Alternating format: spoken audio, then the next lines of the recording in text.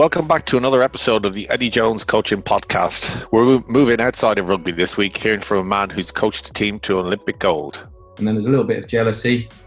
I watch Eddie's staff, and he's got people all mic'd up, and he has kit guys that can move kit around. And Eddie's having a good chuckle here, but I spend half of my training session lumping and moving goals around the place. The Great Britain and England hockey head coach Danny Kerry joins us as we talk about what hockey and rugby can learn from each other, how Eddie and Danny met, and his coaching philosophy about culture over performance. We hope you enjoy it. Danny, first of all, thanks massively for joining us on this, very, very informal, hopefully. I just have a chat. Myself and Eddie have been chatting over the last number of weeks and have a good conversation. So hopefully we'll shut up and leave you do a lot of the talking. But we're very fortunate, just for the people who are tuning in who might know you, and I'm sure there are loads, we're joined by not just someone who's coached at the very highest level, who's won Olympic Games, who's bronze medals in Olympic Games, won European Championships, won the lot, had good times, bad times, and a lot of this, Danny, is what we've been talking about on our coaching journey, is kind of getting across to people how you evolve as a coach through the years. So I think before we bring Eddie in, what brought you into coaching in the first place? What drew you to it, and why are you so nuts about coaching, should we say? I had no intention of being a coach. Ironically, Connor, when I finished studying at university, I ended up at Borough Road, and you were a mature student. We were old, very mature student, very mature. Remember those days? Yeah, and that soon became part of Brunel University, and I was asked by a local National League team if I would get involved. And then I also got involved with coaching the university team there. And yeah, I really enjoyed it. I enjoyed the sort of challenge, thinking about things, sort of how we set up practice. Enjoyed the challenge of some of the personalities involved. I have to say, looking back, I cringe at the way I used to do stuff, but I'm sure most people do, and look back at their coaching careers. And then probably maybe 5 or 6 years after that, I was asked to become involved with the National Junior Pathway, and then really things started to take off, just in terms of my own interest in coaching as well as I could. There was a guy called Barry Dancer who was the men's national coach, and he was a really good guy, showed interest, and just liked the way he went about his business. He then went back to Australia to coach Australia, and he took Olympic gold in 2004 with Athens. And so sort of getting involved in national junior teams really sort of lit the burners. And then became involved with a team down in Canterbury, and got an opportunity to sort of coach more consistently there, and took the team to Europe, and we were successful in Europe. And after that, some years later, I then started to get involved in sort of sub-senior international hockey, sort of the group just below the senior group. And at that point, the ambitions then started to become maybe it could be something I could do full-time and professionally full-time, rather than sort of my very ordinary academic career. And then in 2004-05, the women's national coach position became available, and I really applied just because I thought it'd be a good experience to try and understand the type of things they were looking for. And I think because I was so relaxed about it, I probably came across relaxed in the interviews, and was very fortunate to get the role very young. Very young. I think I was 34 when I was appointed, and 35 on January the 1st, 2005 when I started. So very young, very naive, very green. But I loved it. It was fantastic, full time, doing something that was I found lit my curiosities. Apart from saying that your lecturing at Brunel University was an ordinary academic career, I won't take you up on that. Um, I listen. There's loads. Some of the stuff we'll focus a lot on the elite and what you've done and how you've evolved as a coach. But a lot of what Eddie and myself have talked about as well relates to a lot of people listening to this podcast are listening as young aspiring coaches or coaches that are immersed in their community. But one of the things Eddie and myself have talked about loads and is how you learn from other sports. And I'll just go to Eddie here. Eddie, like, why were you drawn as an Australian coming over? Was it just Danny's success as a coach, or what else drew you to actually talking to him? Because the two of you meet quite a lot now and talk a lot. What drew you to him? Well, I remember when Danny won the gold medal. I remember hearing a few people talk about the way he coached, and obviously winning the gold medal, you got to do a lot of things right. And then hearing about his approach to coaching, just wanted to find out a bit more. And I've been lucky enough, we've met on a number of occasions, and I've borrowed a number of ideas, stolen a number of ideas from the women's hockey and now the men's hockey. And it's a real benefit, and it's one of the beauties about being in England, that you have access to so many good coaches, and Danny's one of the best in England.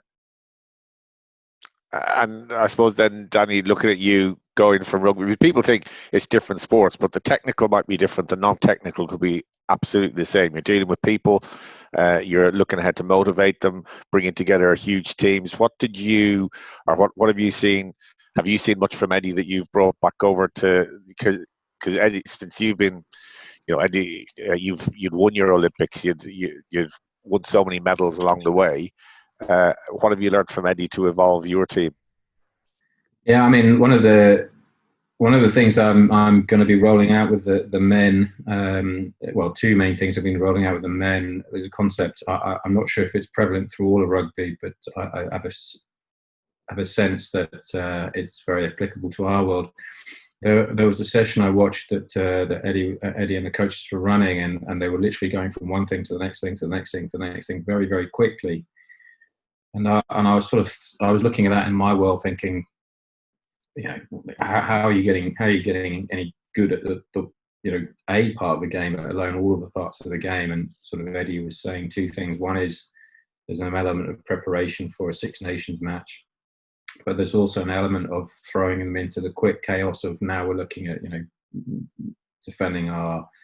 defending our try line. Now we're looking at elements of counter-attacking or whatever, and the athletes are quickly having to go one thing to the next thing to the next thing, and they're having to recall all elements of the game.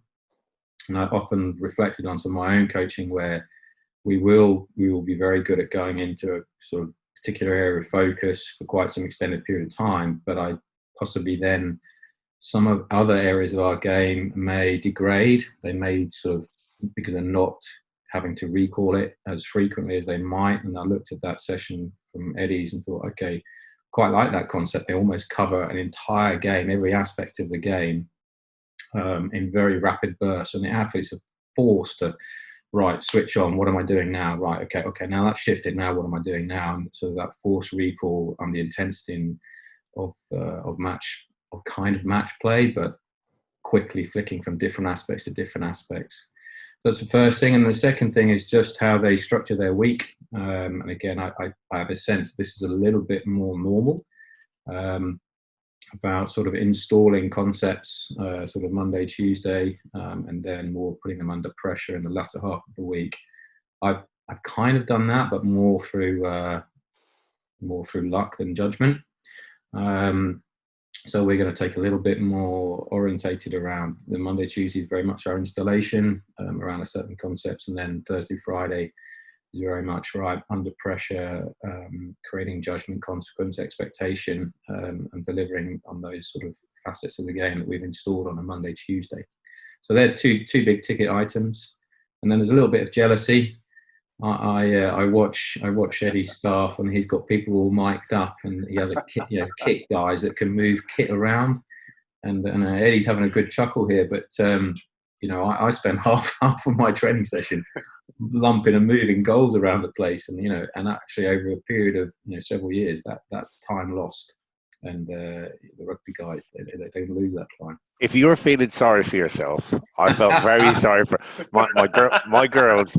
My girls were getting a nice session and a golf session the other day. They're able to do that now, socially distant, a bit of golf, and they were hitting balls up on the range. And I went up to collect them, and I said to the golf instructor, I said, "Oh, is there a tractor up here to pick up the balls?" And he went, "Nope." He said, "When the day is done, I go out and do it myself." Now, that's a tough gig as a coach. Just something you touched on, we've talked about this previously. So a lot of people go along to elite sessions. They'll go along to watch Eddie. They'll go along to watch you take a session. They'll see this intensity. And I look at hockey, and hockey's a game and all netball my girls play. And at a young age, and we have a lot of coaches listening in who'll try and replicate what they believe and see at the highest level. But it's this the balance between teaching skill at an early age and breaking that down and taking time over that, as opposed to trying to replicate intensity. How do you see that? If people come along and watch you, do you think sometimes they might try and take away stuff that at their level they shouldn't be doing? Or what way do you look at that? I would say I'm not sure there should be a massive difference. My sense is that the difference is possibly around the point that you sort of simplify it enough that there's enough reward in their ability to be able to feel what's successful and also feel what's not successful. And maybe at international level, that's in a different place. But my strong sense is that the good session design is good session design, and that may sit uncomfortably with some coaches, but my sense is what we do with our international athletes is applicable to junior athletes. It's you're just changing your point at which the performers can have enough success, as I say, to understanding why that's successful, and enough failure to understand why that's not successful, and then broadening their range of skills so they have a broader range to be successful. So you may take, looking at ability to be penetrative. What does that look like physically? What does that look like in terms of speed? What does that look like in terms of some of the technical skills? Are they limited in a rugby context to only passing off one hand? Okay, can you sort of create a session design where they're forced to have to be able to pass off the other hand? And you're just trying to find that simplification point where, as I say, there's enough reward for this works and there's enough failure for need to adjust this. But yeah, I would say in principles the session design are essentially the same. Again, I think people may mistake, the intensity of senior international preparation and think, I need to recreate that with my juniors. But I would still argue that element of why we play sport and having the game-based aspects at the right times, which creates some of the chaos that you're going to have to deal with in the game. I believe that's why people play the game. That's why they enjoy it. And for me, then you're developing really, really critical skills that sometimes go tapped and not thought about. And that's just perceiving threat. That's a threat to my team. What do I do? What do we do? And perceiving opportunity. That's how we can go and score a goal. What do I do? What do we do? And I think often when we sort of get, we lose sight of sometimes why people play the game, and I think you have to ensure there's a healthy dose of that. Even with our senior athletes, they play for a reason, and giving them the opportunity within session designs to really remember why they enjoy playing the game. Yeah, and Eddie, when you researched Danny, because I'm sure you did, because you do research everybody. When you researched Danny and you went to meet him for the first time, or he came into you, I don't know which came first. Were you attracted as well by the adversity Danny faced as a coach? Because you look back, Danny, and you look at you talk very openly about the review, to the Olympics, and it was really hard hitting against you in Beijing, and the reaction to that and how you had to evolve. Eddie, is that something that was that one of the years, because you don't invite everyone, you get loads of people who look to come in and see you, but like not everyone comes in, do they? Is that one of the things that attracted you to Danny? Yeah, I think he's a learner, and there's a lot of people who learn. I think at the moment it's almost trendy to be a learner. But what I enjoy about Danny is he does it. And as Danny was saying, you can't be afraid to fail in coaching. You know, you've got to be able to experiment a little bit, find out what works, what doesn't work, and be smart enough to move on. And you know, every time we have a conversation with Danny, we pick up 3 or 4 points that then we take away, try to work out how we can put it into our program. But I was just reading Danny's resume. I didn't realise how academic it was, but it reminds me of some of the words he uses sometimes. Sometimes I have to go to my staff and say, what did he mean by that? Yeah, but Eddie, he said he had an average academic career, don't he? It's an average academic. He's not even intelligent. He's not even intelligent. Being very modest, I think. And can you talk us through that, Danny? Because that's that resilience. You talk about it amongst athletes, but for coaches at any level, there has to be resilience, because what players and people will say every day of the week is going to vary dependent on results, on selection, and you have to be pretty. Talk us through that post-Beijing bounce back, so to speak, or evolution of yourself. Yeah, so a little bit of context. Beijing Olympic Games, we go in ranked pretty low. I think we were the second lowest ranked team in Beijing, and on paper we did okay. We finished 6th. And you know, I'm standing in the Olympic Village as the team is sort of doing a bit of a dispersal meeting, and it's pretty obvious. You know, you had to be stupid to realise the athletes have got the hump with you. I guess that's a polite word I can use on the podcast, but you know, you can just read the language. You can read the body language. You know, you knew that you'd lost the playing group. But at that point in time, I was sort of trying to work out what it was and how I'd lost them. Anyway, those athletes and the staff get to do incredible level of detail in the Olympic review process. And essentially, it boiled down to the fact that you know, I was your classic defeat the world with knowledge type coach. You know, it was nothing to do with relationships. So we lost our first game to Germany. So I spent the night, you know, reviewing the game. You know, there's no sort of conversation with the athletes about how you're feeling. Where do we go next? What, you know, are you okay? There was none of that. It was all about hockey, and what do we needed to improve from that game, which, you know, you still need that, but completely lost sight of. This was, for many of them, the first time they'd ever played in Olympic Games. We'd lost. We played very late at night. We had to get ourselves ready to play Argentina, who were the current world champions at that point. So I was debrief Germany, get ready for Argentina, hockey. Nothing about relationships, nothing about sensing the mood, nothing that, you know, would try to regulate the group and where they needed to be to play for Argentina. I just worked on the assumption everyone was like me, you know, just understand what went wrong and correct that and crack on. And get back, the debrief happens, and the athletes, if I were to summarise it, I can't use the words they used, but they pretty much said I was grumpy, miserable and unapproachable. And the only reason I really kept my job was the performance director, David Faulkner, and the chairman of the board, Philip Kimberley, sat in the room literally just putting stuff in front of me, literally page after page of this stuff in front of me. And I don't know, I think they got me on a lucky day, because I remember reading this stuff, and I was hurt. You know, I'm only human. I was pretty hurt because I felt I'd given everything.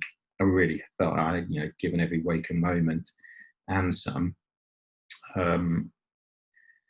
But reading this stuff, I was like, yeah, okay. Actually, I can actually see why they've said that. I can see why they feel that. And that was literally how I felt at the time. Normally, when you see that stuff, you kind of deny, you're in denial about all that stuff. You rage and no, they don't understand and all that kind of stuff. But for whatever reason, on that day, I was like, yeah, okay, I can understand why they said that. And then you had one of those classic moments in your life where I go home that evening. I felt pretty betrayed, particularly by some staff who I felt had stuck some long daggers in my back. And thinking, right, well, that's it. That's my international career, sort of coaching career, over. And I remember saying to my now wife, how bad I felt, how low I felt. And she said, well, you're not really the kind of person they've described, are you? And I said, well, what do you mean? She goes, well, you're generally not miserable, grumpy and unapproachable. Emphasising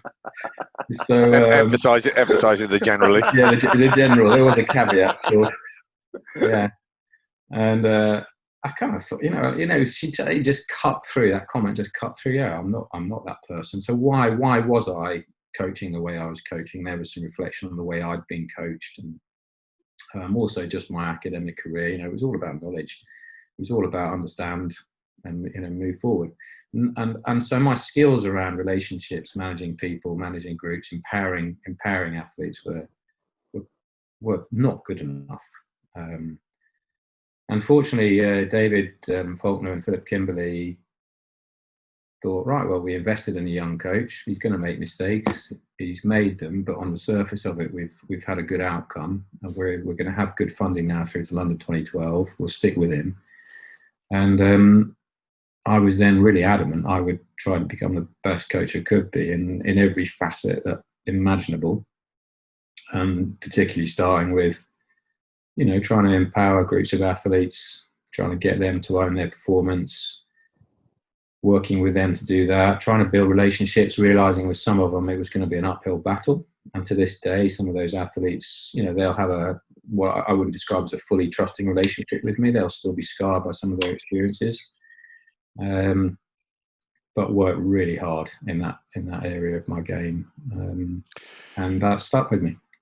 I mean, God, I'm sure Eddie, you'd have questions of this as well. I could talk about this for ages and like hours, as opposed to just in a small podcast. In terms of your trust of staff that hurt you and worked with them again, and your trust with those players that you're talking about, how long did that take for you to feel incredibly comfortable again in that environment, or to develop that relationship that they could see you as a changed coach or a changed person?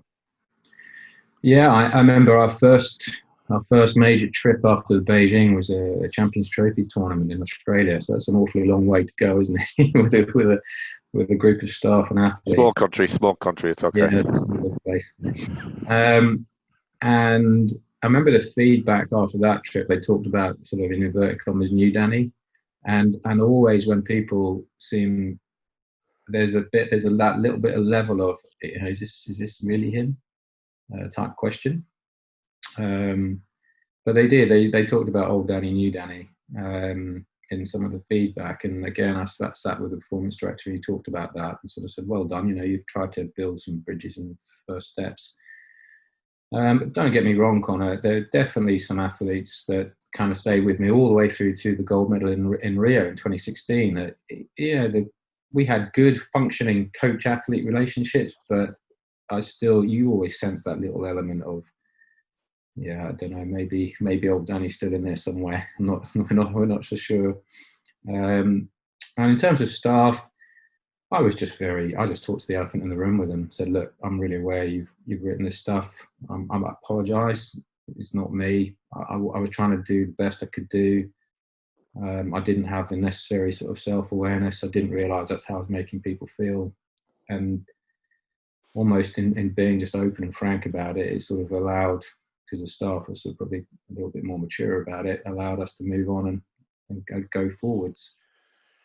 And Eddie, what about you then? Is it just going on I'll use Danny's phrase, old Eddie, new Eddie, and when does the old Eddie come out? All that.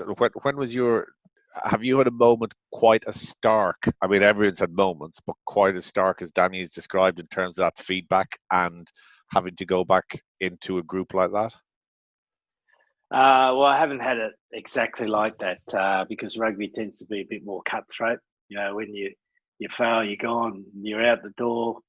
You got to get your stuff out in a certain period of time, and then you don't get any feedback. But I got sacked from the Australian coach in 2005, and when I look back, it's a very similar things to what Danny was saying. I didn't get that feedback, so I had to reflect myself, and it took me about 3 or 4 years to really get to the core of it. And it's painful. It is painful because you think you're doing a great job, and then you realise you haven't been doing a great job, and then you've got to find a way to change. And if you love coaching enough and love the sport enough, you find a way to change. But I think there's always a bit lurking there that can come out at any particular moment. So you've got to keep the lid on it pretty strongly. Yeah, but that's a good thing to have, though. You have to have that, don't you? I mean, whether it's Danny, Eddie, I mean, you have to have the edge that there's not this. It's all about being the pal the whole time. There has to be that line that you draw. It's just whether Danny they see the old Danny and go, oh, here he goes again. He's not changed, sort of thing. But there has to be an edge. I almost at times have. I mean, as you may be aware, Connor, I've had a big health issue, and as a significant reason for that was because almost I bottled stuff up too much, and so I'd be pretty fuming, shall I say, at sort of what I felt at times with athletes and groups, and where I felt we just didn't live up to the standards that they had sort of come together and decided this is how we're going to be, and because of some of the bitter experiences in the sort of earlier cycles, I'd found ways to sort of bottle that up.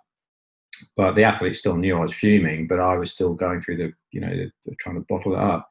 What I've learned to do now, and it sounds really stupid, but it's incredibly powerful. Now I literally just talk to my emotions. So rather than being physically angry, I will tell people I am angry, and so it comes out, but in a way that people realise that this is the line, and we've crossed the line as a team. We haven't delivered where we need to be, and I will talk to that rather than sort of shouting and screaming, but I'll just talk to it, and it's a much more healthy way for me to be, and it's also actually now.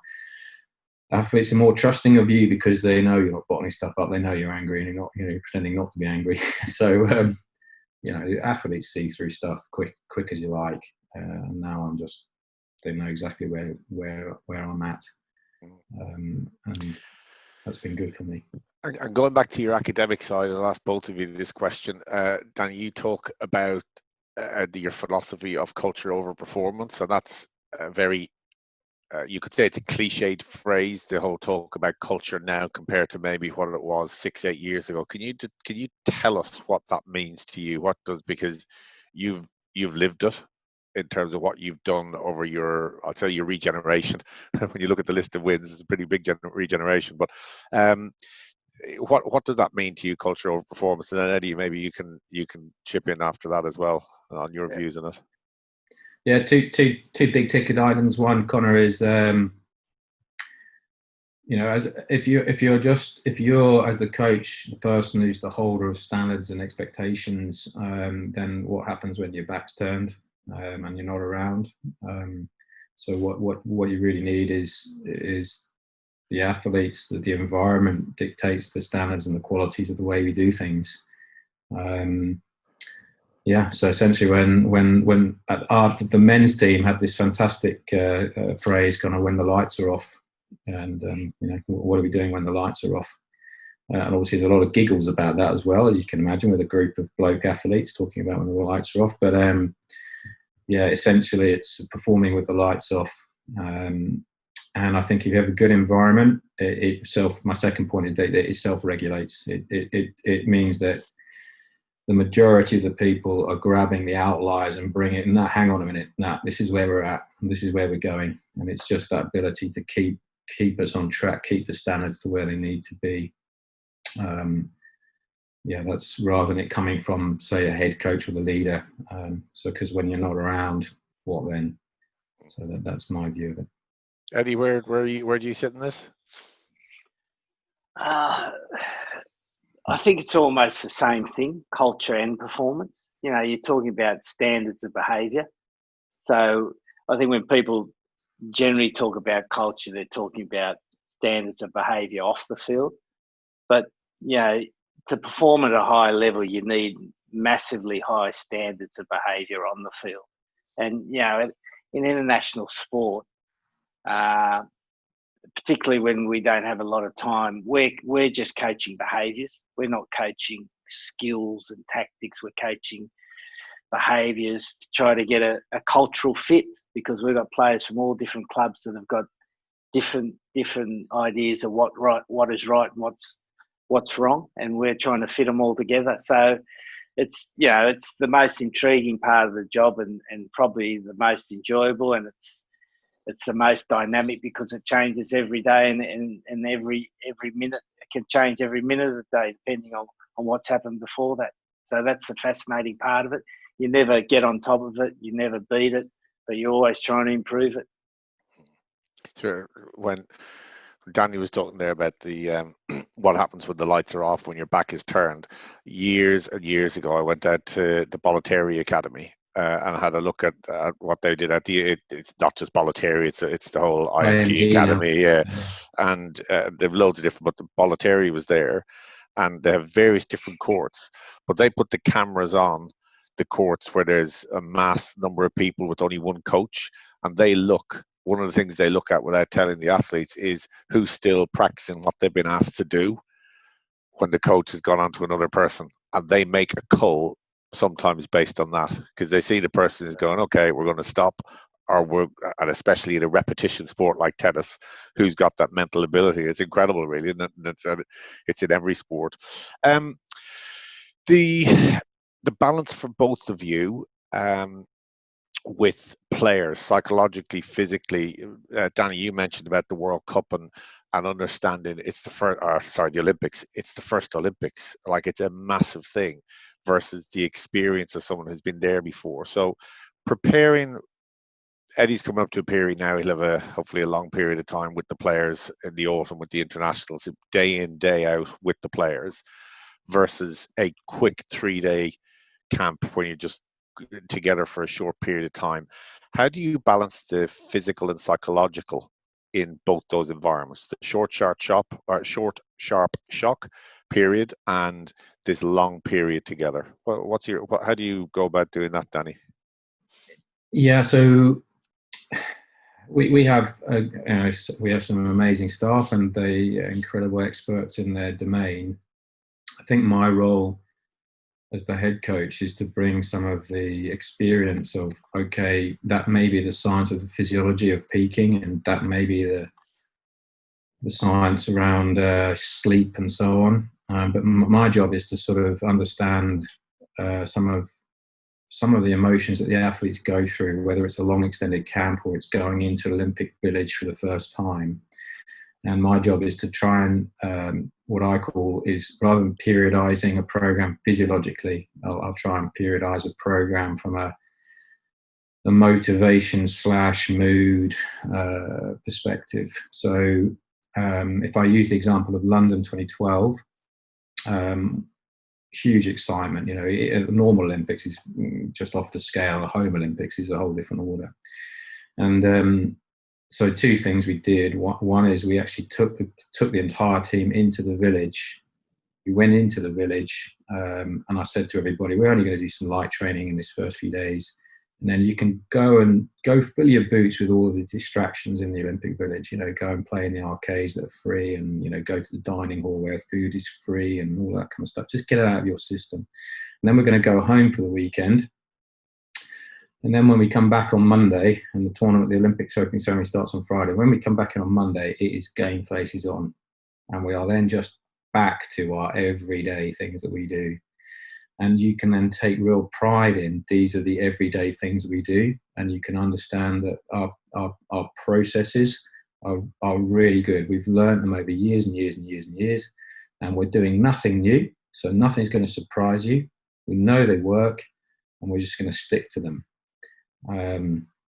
And the athletes, so this is my second Olympics, so the athletes in the debrief afterwards spoke, incredibly highly of, okay, the understanding of them as a group as they needed to go and have all that, whoa, this is amazing, this is exciting, we're Olympic Games. And then that space to go back, mentally get their heads back on and come back into the Olympic Village. And then they also spoke really strongly of the fact that we didn't introduce new stuff because it was Olympics. They felt very at home with their routines. We lost in the 2012 Olympics. We lost a heartbreaking semi-final to Argentina 2-1. And then 36 hours later, we had to turn around and play New Zealand in the bronze medal. And we played brilliantly and we won 3-0. And they put that down.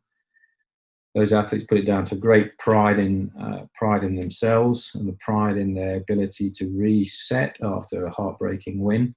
And interestingly, when I was listening to some of the debriefs with the Kiwis, it said, we couldn't find a way to get back up for having lost they'd lost their semi. Obviously, they couldn't find a way to reset. And I think the reason we found a way to reset was that I left the group to themselves after the semi-final loss. I checked in with Kate as the captain in the leadership group, said, where are we at? So, yeah, we're really hanging here. We're in a dark place. Just leave us alone. Leave us to our recovery processes. And then I literally didn't speak to them until the very quick pre-match briefing as a team. Looked kind of cliche thing. Looked them in the eye, said, "Are we ready for this?" And we up, And you could tell at that point we were gonna smash them. So reading the group, managing your staff so they don't become busy fools and try to bombard people with expertise. Keep doing what we've always done, because there's real power and confidence in those processes. And I think those type of skills as a head coach come over time with the hard lessons of getting it wrong previously.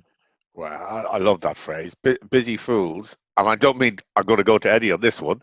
Eddie, the same question, but when you're together, for long periods of time, the thing of I have to be doing something is a major problem, and probably for staff more than anything. It's almost, if I have an hour, well, why am I doing something? I should be busy, sort of thing. Is that a danger you see, that busy fool syndrome? That would be a nice phrase. I'll use that in future. I like it. Is that a thing you've come across a lot? Well, I think the interesting part about it, and I was talking to a guy that just finished coaching Super Rugby, and he coached Super Rugby back when I coached Super Rugby, and then he had a break for 15 years and went back, and he said he couldn't understand how different it was. Like, he came back, he had a squad of 60 players he had to look after, he had a staff of 25, whereas his first stint he had 30 players and 10 staff.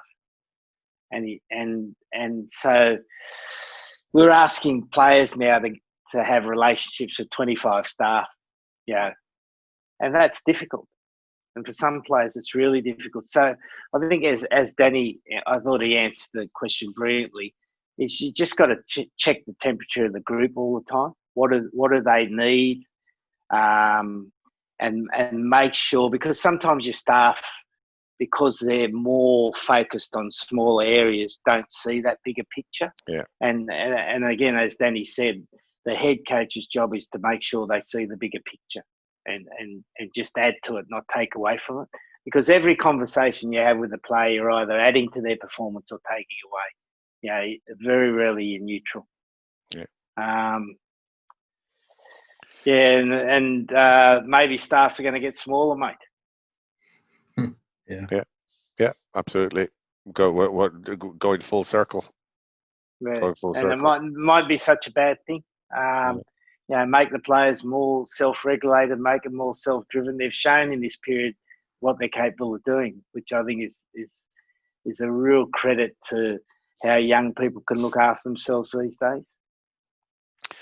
Listen, I could talk. There's one final question for both of you then, because the length of time that you've coached, and maybe we'll start with Danny, we'll go to Eddie on this.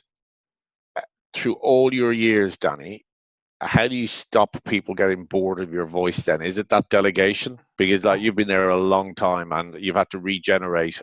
So how do you get over that school teacher syndrome sort of thing, the lecturer that's always there, the same voice? What do you do, or is there any skill in it? There is a reality that if you're there as a national coach for that long, some of the athletes who've been around for that long will get bored of it. Again, I remember reading some feedback that was anonymous, and it pretty hurt me, but they were absolutely right. They wrote, I've, in my entire international career of 14 years, I've had the same coach. I'd like some difference. And I read that at the time. I was pretty hurt because I was thinking they've got 2 Olympic medals around the neck, World Cup medals, European medals, But actually, on reflection, I thought, yeah, fair enough. If I'd been a player in their shoes, I'd probably want a difference. I do try and address it. I do try and just sometimes be a little bit, just catch them, and not give a dislocation of expectation, to use a fancy phrase that Clive would have used a lot. Just sometimes they're expecting something, they get something different, and I do that deliberately. You can mix up the environment. I know that's something Eddie's done really well with the rugby lads, not always Penny Hill Park. So you can mix it up in different ways, but fundamentally when you're there for that long, sometimes it is a reality. It can be your strength. There's that consistency of this is the way we do things, but it can also be, an undermining weakness if you're not careful. You can use staff, so you can change your staff around, which we've done, and there tends to be a natural churn of staff anyway, but you can bring in people occasionally just to change it up. But all the time you're making measured decisions about, is that what we actually need now, or is it just an athlete want? So I always thinking, is it wants or needs now? What do they actually need versus what do they want? And often it's more around athlete, what they want, than rather than actually need. And I'm always kind of conscious of challenging athletes around that.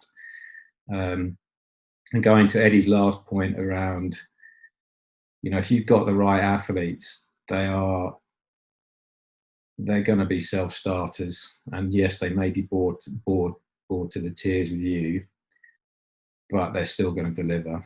They're still going to give what they need to do in this training session.